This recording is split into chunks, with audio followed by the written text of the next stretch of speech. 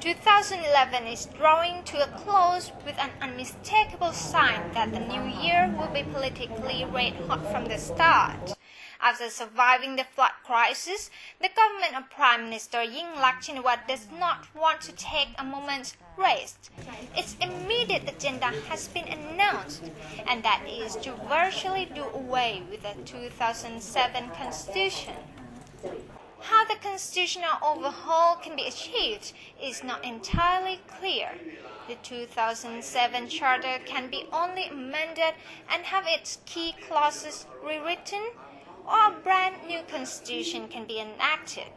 The ruling camp has given strong hints that it prefers the latter option, although that can change depending on future circumstances. Whether it will be a brand new constitution or amendment to the existing charter, the road will be very bumpy for the government. The opposition Democrat Party and the Yellow Shirt movement have threatened to put up strong resistance if any proposed change is seen as being designed to help fugitive former Prime Minister Thaksin Shinawatra. Despite having a strong command of the House of Representatives, the government will risk a major political storm if it decides to embark on the controversial changes to the current charter. There is also the issue of public referendum.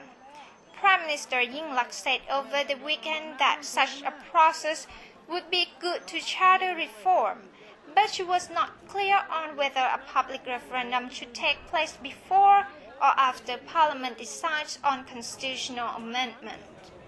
The Red Shirt movement apparently does not want an early referendum.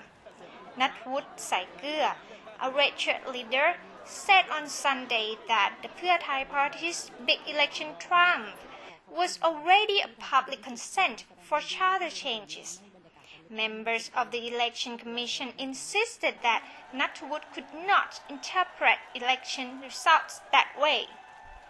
The Democrat Party, meanwhile, has said it would keep a close watch on the government's move.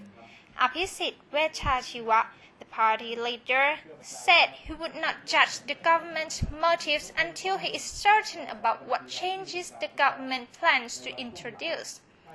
The Yellow Shirt movement has also voiced strong suspicion, although, like the Democrats, it is adopting a wait-and-see attitude. The government intends to complete its first steps during this parliamentary term. This means Thai politics is likely to head into another turbulence right after the new year. Some elements in the government have left no doubt that the constitutional changes must help Thaksin, who they believed has suffered injustice due to the existing charter. In 2008, what started off a strong pro-Thaksin regime collapsed after a charter amendment plan triggered an explosive chain reaction. Many people blamed court rulings for the demise, while others blamed the efforts to help Thaksin.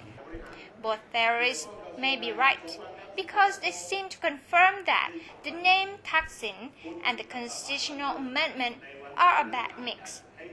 Tunsathit Thapthim, The Nation's Analysis for ASEAN TV.